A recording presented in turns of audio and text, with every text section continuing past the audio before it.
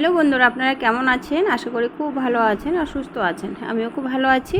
আজকে নতুন একটা রেসিপি নিয়ে চলে এসেছি আবারও আপনার সামনে। তো বন্ধুরা, আজকে রেসিপি হলো নারকেলের নাড়ু। তো বন্ধুরা, পুরো রেসিপিটা সঙ্গে থেকে দেখুন, আশা করি ভালো লাগবে। আর এখানে কিন্তু আমি আগে থেকে দুধ বসিয়ে দিয়েছিলাম, আর দুধটা কিন্তু ভালো করে জাল হয়ে গেছে। আর এখানে গুঁড়ো দুধ দিয়ে দিচ্ছি, আমুল পাউডার দিয়ে এটা গুলিয়ে নেব। গুলে নিয়ে তারপরে কিন্তু এই যে আমি দিয়ে দিচ্ছি দুধের মধ্যে, দেখতে পাচ্ছেন, দুধের মধ্যে দিয়ে এবার কিন্তু ভালো করে শুকিয়ে নেব। একদম ক্ষীর বানিয়ে নেব দুধটাকে আমি জাল করে। তো বন্ধুরা, একদম দেখুন শুকিয়ে কিন্তু ক্ষীর হয়ে গেছে। এই যে দেখতেই পাচ্ছেন, পুরো ক্ষীর করে নিয়েছি। আর এই ক্ষীরটা কিন্তু আমি নারকেলের নাড়ুতে অ্যাড করব। আর এদিকে নারকেল কুড়িয়ে নিচ্ছি। এখানে আছে দুটো নারকেল কিন্তু কুড়িয়ে নিচ্ছি। তো কুড়ানো কিন্তু হয়ে গেছে নারকেলগুলো। এবার কিন্তু আমি একটা কড়াইতে নারকেল কুড়োগুলো নিয়ে নিব। নিয়ে এক বাটির মধ্যে চিনি দিয়ে দেব। এখানে এক বাটি চিনি দিচ্ছি। চিনি দিয়ে এবার কিন্তু ভালো করে মেখে নিতে হবে। এই দেখুন, ভালো করে কিন্তু মেখে নিচ্ছি।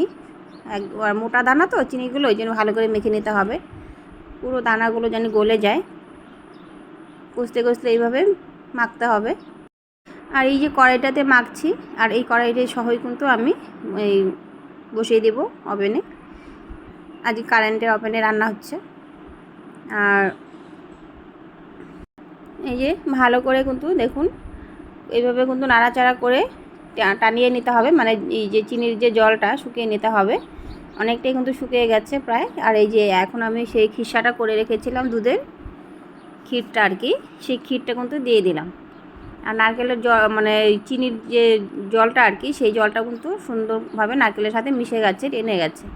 এবার কিন্তু এই খিসাটা দিয়ে, মানে ক্ষীরটা দিয়ে আর কি ভালো করে মিশিয়ে নিয়ে তারপর কিন্তু আমি নামিয়ে নেব। এভাবে করে খাবেন, খুব ভালো লাগে খেতে। আর আপনারা চাইলে এখানে এলাচ গুঁড়ো দিতে পারেন, আমি কিন্তু এলাচ গুঁড়োটা দেইনি। আর ঘি আমি দিব বলে ঘি এনেছিলাম আর কি, পরে না আমি ভুলে গিয়েছি ঘিটা দিতে। পরে আমার মনে পড়েছে যখন নারকেলের নাড়ুগুলো বানানো শেষ, তখন দেখুন পুরো সুন্দরভাবে কিন্তু কষানো হয়ে গেছে।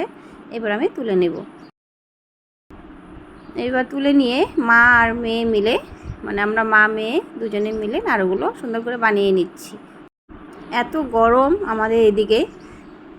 আর বেডরুমের মধ্যে নিচে এভাবে বসে কিন্তু এসি চালানো আছে ঘরে।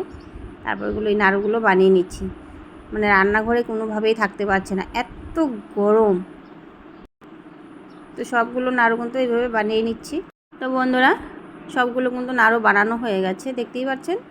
বন্ধুরা, নারকেলের নাড়ু রেসিপিটা কেমন হয়েছে অবশ্যই কিন্তু কমেন্ট করে বলবেন।